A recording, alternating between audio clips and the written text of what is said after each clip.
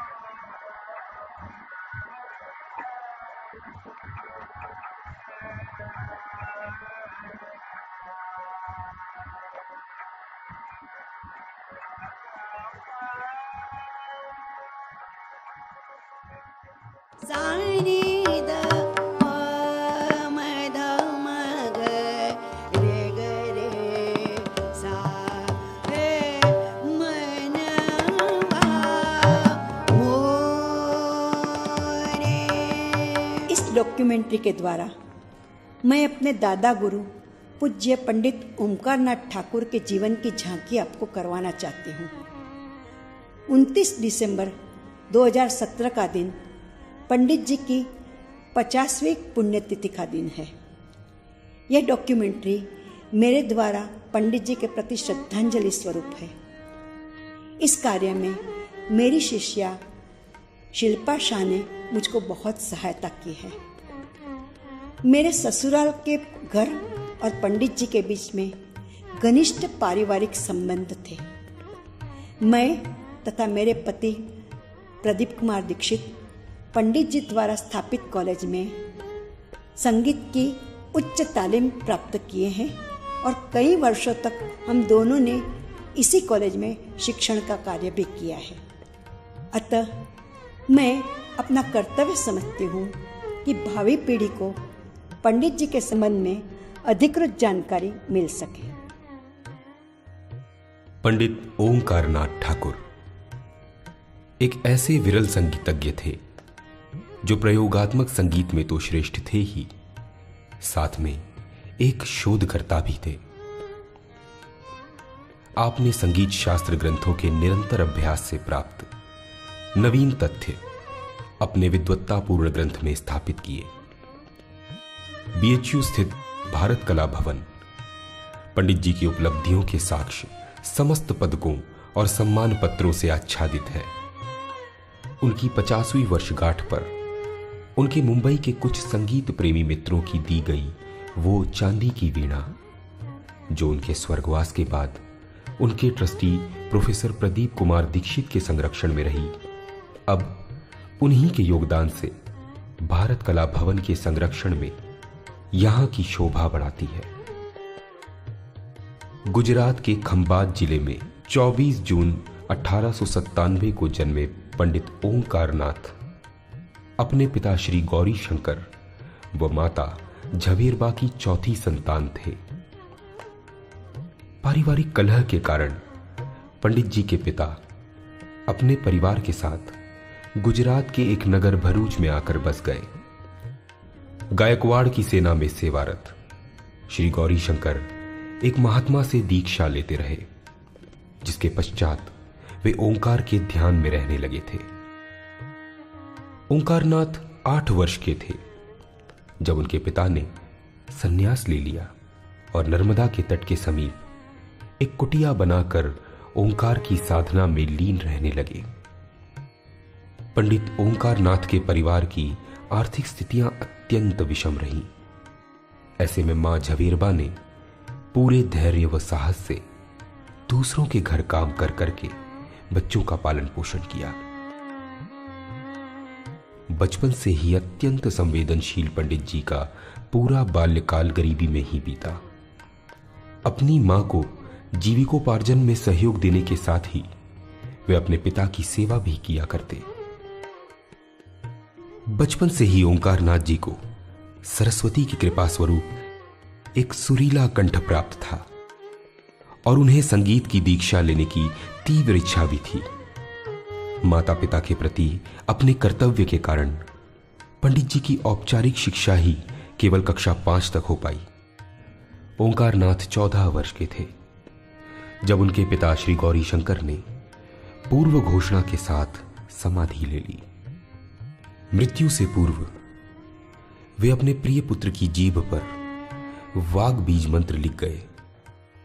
भरूच के एक पारसी सेठ श्री शाहपुर जी डूंगा जी की सहायता से ओंकार नाथ अपनी संगीत की दीक्षा के स्वप्न को पूरा करने आ पहुंचे मुंबई, पंडित विष्णु दिगंबर पलुस्कर जी के पास, जहां अपनी विलक्षण मेधा, ग्रहण शक्ति और स्मरण शक्ति से उन्होंने 9 वर्ष का पाठ्यक्रम 6 वर्ष में ही पूरा कर लिया। ओंकार नाथ ने गायन के साथ साथ विद्यालय के पुस्तकालय की सभी पुस्तकों का अध्ययन भी कर लिया। उनको विद्यार्थी काल से ही संगीत शास्त्र में गहन रुचि और जिज्ञासा रही। बाद में पंडित विष्णु दिगंबर जी ने उन्हें लाहौर स्थित गंधर्व विद्यालय के आचार्य का दायित्व दिया। कुछ वर्षों के कार्यकाल और अपनी गहन साधना और रियाज से स्वर्णिम चमक पा चुके पंडित ओंकार नाथ ठाकुर अब भरूच पुनः लौट आए एक प्रशिक्षक के रूप में। अब पंडित जी संगीत जगत के उदयीमान कलाकार बन चुके थे। समय के उन स्वर्णिम क्षणों में ही सन 1922 में सूरत की इंदिरा देवी से आपका विवाह हुआ। गृहस्थ आश्रम के दायित्वों में रहकर भी पंडित जी की लगन और संगीत के प्रति अथाह प्रेम में कोई कमी नहीं आई, अपितु विवाहोपरांत उसमें नई गति और ऊर्जा सी भर गई थी। इसी काल में रियाज के समय आपको राग रागिनियों के भाव रूप के दर्शन हुए। एक लगन थी कि राग रागिनियों को राग क्यों कहते हैं, रागिनी क्यों कहते हैं। उनको खोजने के लिए मैं एकांत में अपने बंगले के पीछे एक बहुत बड़ा पेड़ आम का था, उसके नीचे बैठकर कभी रात को 2 बजे, कभी 1 बजे, कभी 12 बजे, कभी 3 बजे, 4 बजे, जब भी उठता हूँ और उड़ गया हूँ तो वहाँ बैठकर उसी प्रकार तंबुरा लेकर सुरों की साधना करता था। उन रागों को देखता था कि रागों में यह रागता क्यों है, यह रागिनी में रागिनीत्व क्यों है, उसमें पुरुषत्व क्या है, उसमें स्त्रीत्व क्या है। तो यह देखते देखते मुझे दर्शन हुए हैं। वैसे इन रागों और रागिनियों ने मुझे कुछ साक्षात्कार किया है और इसीलिए एक साक्षात्कार तो मेरे जीवन की घटना हो गई है।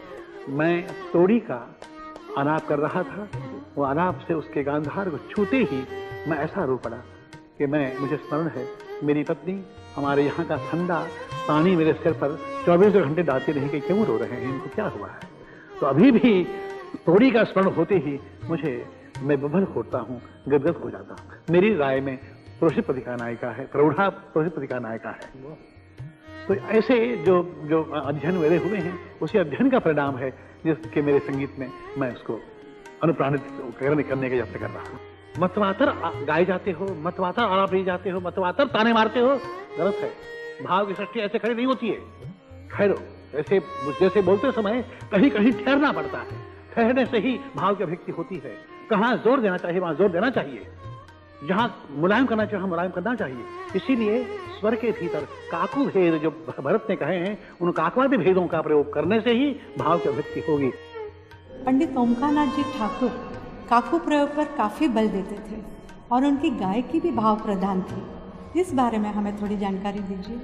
पंडित जी काकू को प्रयोग बहुत बहुतायत रूप से करते थे, भरपूर रूप से करते थे। वे कहते थे यदि हम बात भी करते हैं तो काकू प्रयोग उसमें भी है। तो कहते थे उदाहरण के लिए कि जब किसी ने कहा फलां चीज है, उसने उत्तर दिया नहीं है। देखिए अवरोही क्रम नहीं है स्वर ऊपर गया नहीं है। हम केवल किसी को यदि हम कहते हैं केवल लय, कि यदि लय में भी देखते हैं कि हम किसी को का देखो भाई कोई सज्जन व्यक्ति आया, अरे कोई अरे कौन है, देखिए सुनने बोल गए उसको भी लगा कोई आने वाला क्रोधी है और सुनने वाला वो भी क्रोध में आ गया, अरे देखो कौन है, ये कौन व्यक्ति है।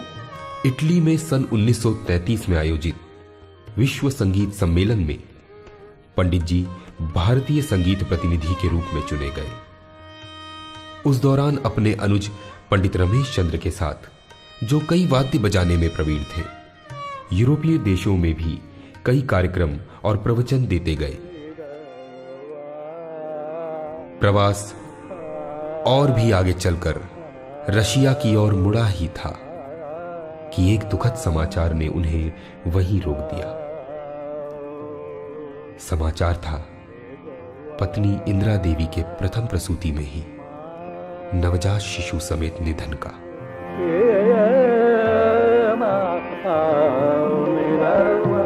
पंडित जी अंदर ही अंदर टूट गए थे।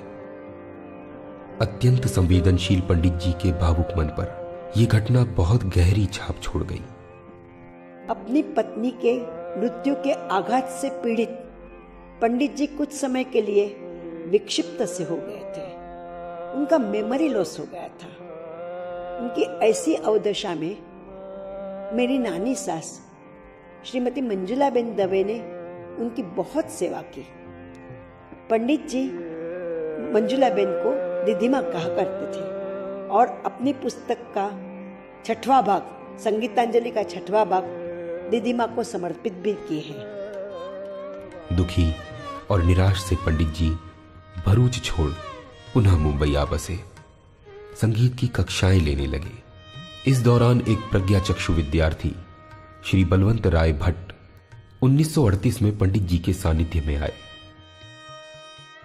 पंडित जी के कठोर अनुशासन में 12 वर्ष शिक्षा ग्रहण कर श्री बलवंत राय पंडित जी के पट्ट शिष्य तथा विद्यापुत्र बन गए।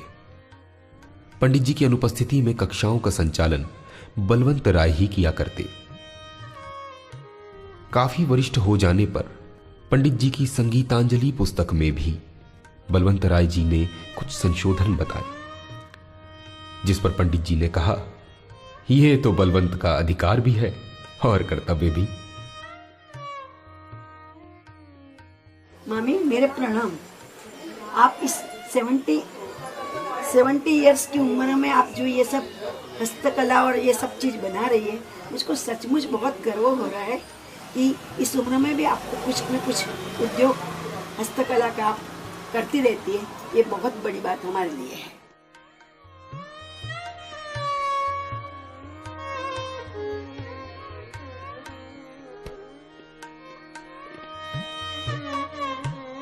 जिस नेत्रहीन किशोर को संगीत सिखाने में पंडित जी ने अनिच्छा दिखाई थी, उसी को संगीताचार्य की सर्वोच्च उपाधि देते समय सभा में पंडित जी ने कहा कि आज ब्लाइंड स्कूल के मैनेजर भाभा साहब जीते और ओंकारनाथ हारा।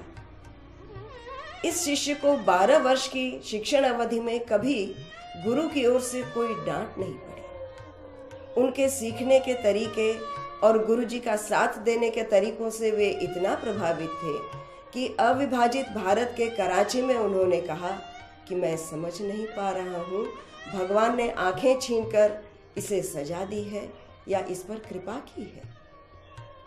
इसके बाद जब कभी ये गाएगा तो मुझे गाने की जरूरत नहीं पड़ेगी। प्रणव रंग नाम से अनेक सुंदर रचनाएं बनाने वाले पंडित जी बलवंत राय जी के रचना कौशल से बहुत प्रसन्न थे। बोले कि बंदिशें तो तुमने मुझसे भी सुंदर बनाई हैं। अपने रचना संग्रह भावरंग लहरी का प्रथम भाग गुरुजी को समर्पित करते हुए बलवंत राय जी ने गुरु वंदना की। तू ही रंगरेज भावरंग को, तू ही रंगरेज भावरंग को, तू ही रंगरेज भावरंग को, प्रणव रंग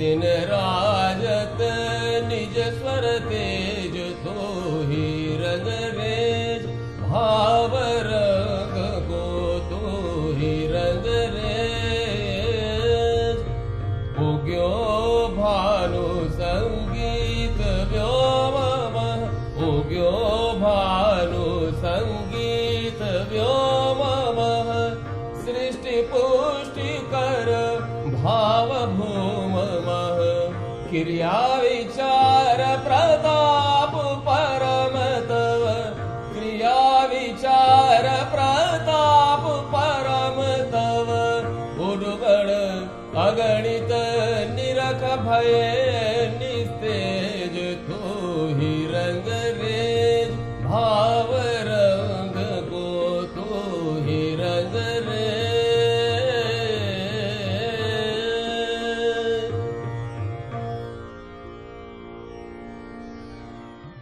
निवृत्ति के बाद पंडित ओमकारनाथ जी जब बनारस से जाने लगे तब अनेक हताश शिष्यों को आश्वस्त करके गए कि मैंने क्रियात्मक संगीत का पूरा ज्ञान पंडित बलवंत राय जी को दिया है तथा संगीत शास्त्र का ज्ञान डॉक्टर प्रेमलता शर्मा को दिया है, अतः आप इन दोनों से मार्गदर्शन प्राप्त कर सकते हो। वायलिन में पंडित जी की गायकी को हूबहू उतारने वाली डॉक्टर एन राजम भी पंडित जी की प्रिय शिष्या है।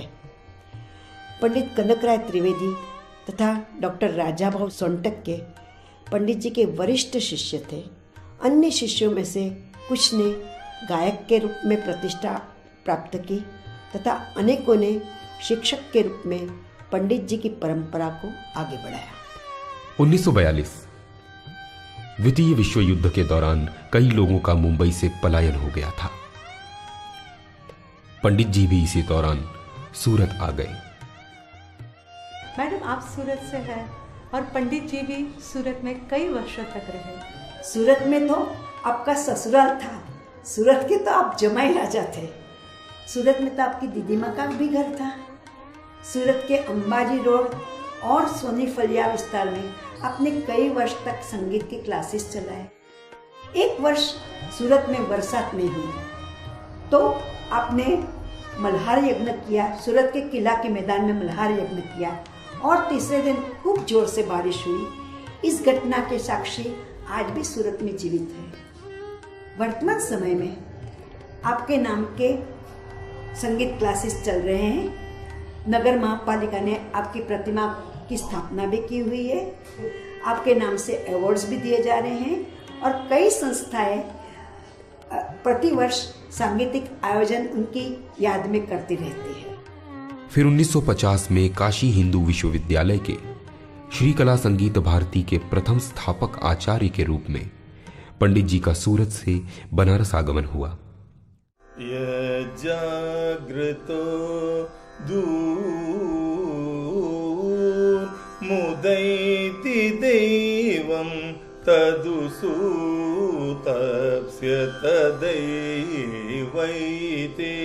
दूरं गमं ज्योतिषां ज्योतिरेकं तन्मे मनः तन्मे मनः तन्मे मनः शिवसङ्कल्पमस्तु शिवसङ्कल्पमस्तु शिवसङ्कल्पमस्तु।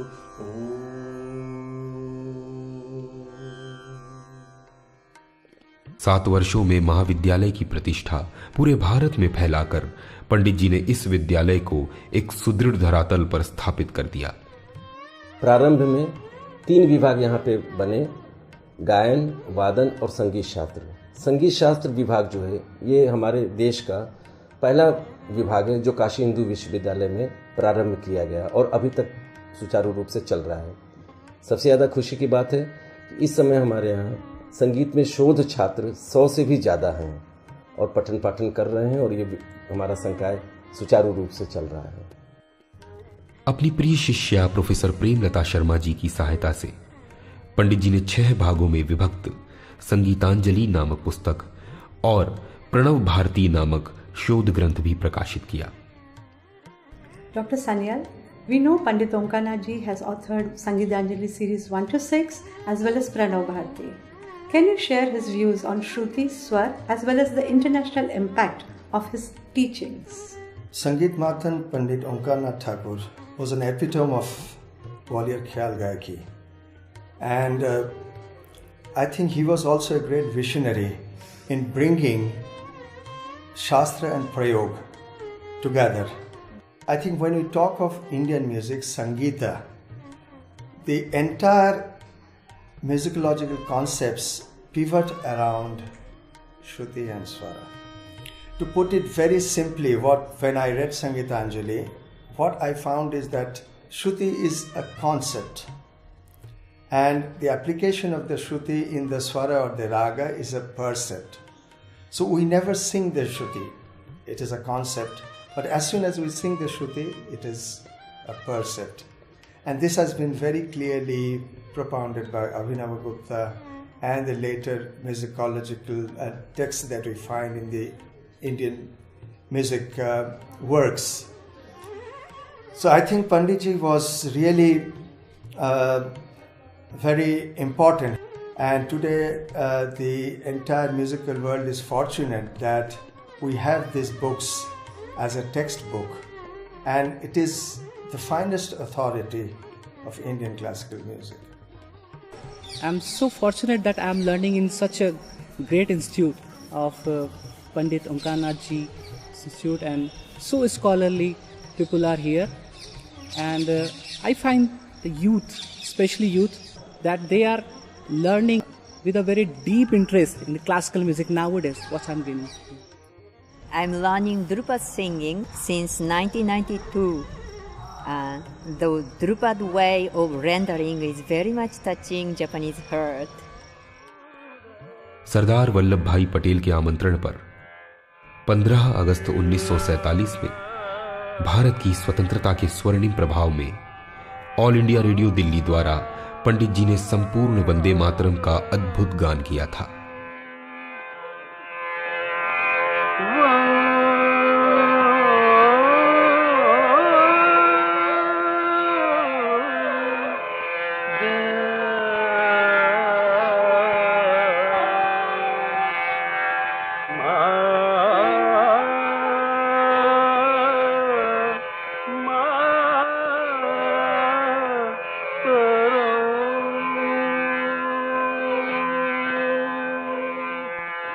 सन 1954 में भारत सरकार द्वारा भारत की विशिष्ट विभूतियों को सम्मानित करने हेतु पद्म पुरस्कार का निर्णय हुआ।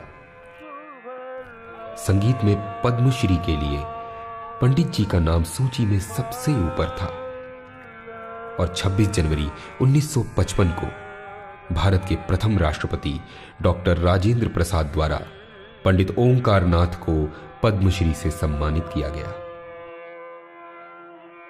1997 में पंडित जी के जन्म शताब्दी वर्ष में भारत सरकार ने पंडित जी के चेहरे वाली पोस्टल स्टैंप भी जारी की। कला पक्ष और शास्त्र पक्ष में पंडित जी को उनके अलौकिक योगदान के लिए काशी हिंदू विश्वविद्यालय तथा रविंद्र भारती विश्वविद्यालय से डी.लिट उपाधि से भी सम्मानित किया गया। पंडित ओंकारनाथ भारतीय शांति परिषद के सदस्य होते हुए विश्व के अनेक देशों तक भारत का शांति संदेश ले गए। वे चाहते थे कि हमारा विद्यार्थी दोनों को समझे, संगीत जगत को ये समझ में आए कि शास्त्र के बिना प्रयोग अधूरा है। दूसरी तरफ उन्होंने प्रणव भारती में तो पूरा का पूरा शास्त्र की ही बात की है, और अगर देखा जाए आद्योपांत उसका सर्वेक्षण किया जाए तो पता चलेगा कि हमारा जो आज संगीत शास्त्र और म्यूजिकोलॉजी की जो पढ़ाई हो रही है वो सब का सब उसी का या तो विस्तारीकरण है अथवा उसी का सिस्टमेटाइजेशन है। और ये मैं बहुत गर्व के साथ कहना चाहता हूँ कि यह कार्य, इसका दायित्व मिला किसको, उनकी सुयोग्य शिष्या प्रोफेसर प्रेमलता शर्मा को, जिन्होंने सन 67 में उसको बहुत व्यवस्थित स्वरूप प्रदान किया। पंडित जी ग्वालियर घराने के प्रतिनिधि कलाकार थे। गुरु की दी हुई दीक्षा तो थी ही, साथ ही उनके अपने विचारों ने भी उनकी गायकी में नए आयाम जोड़े। पंडित जी की शिक्षा परंपरा आज भी काशी हिंदू विश्वविद्यालय के संगीत संकाय में जीवित है। विद्यार्थी पूरी लगन, तल्लीनता और प्रेम से उनके बताए राग और बंदिशें सीखते हैं।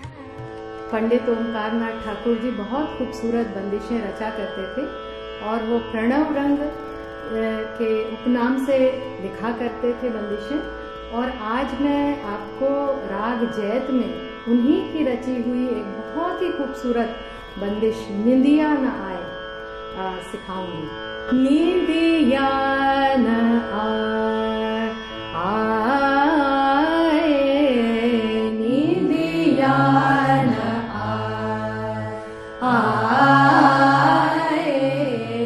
अखियाँ न मोरी आली, अखियाँ न मोरी आली, निंदिया न आए।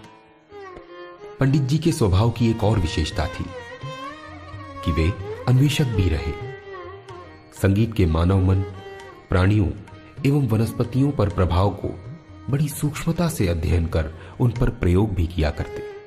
उनकी जो वैज्ञानिक दृष्टि थी कि उन्होंने संगीत को चिकित्सा की दृष्टि से भी सोचा था। और एक वाकया जिसने मेरे शोध कार्य की प्रेरणा स्रोत बना वो ये था कि इटली के मुसोलिनी को अनिद्रा की बीमारी थी, जिन्हें पंडित जी ने राग पुरिया गाकर निद्रा की अवस्था में ला दिया था। मुझे जब ये तथ्य पता हुआ तो मेरी ज़हन में तब से ये बात घर कर गई कि यदि मैं कभी शोध करूँगी तो संगीत की इस चिकित्सात्मक जो तथ्य है इसकी खोजबीन करने के लिए मैं काम करूँगी। और मेरा सौभाग्य है कि मैंने वो कार्य संगीत चिकित्सा पर इसी संकाय से प्रोफेसर अर्चना प्रदीप दीक्षित जी के निर्देशन में संपूर्ण किया। जीवन के अंतिम प्रहर में पंडित जी ने भरूच में ही अपने लिए एक भवन खरीदा, किंतु उसके पश्चात ही वे पक्षाघात से ग्रस्त हो गए। 2 वर्ष अनेक स्थानों पर उपचार होता रहा, किंतु स्थिति में सुधार न हो पाया। अंत में 29 दिसंबर 1967 को मुंबई में पंडित जी की आत्मा परमात्मा में विलीन हो गई। जोगी मत जा, भजन का वो जोगी अब जा चुका था। जोगी मत जा, मत जा, मत जा, मत जा, मत जा, मत जा, जोगी मत जाओ, मत जा, मत जा।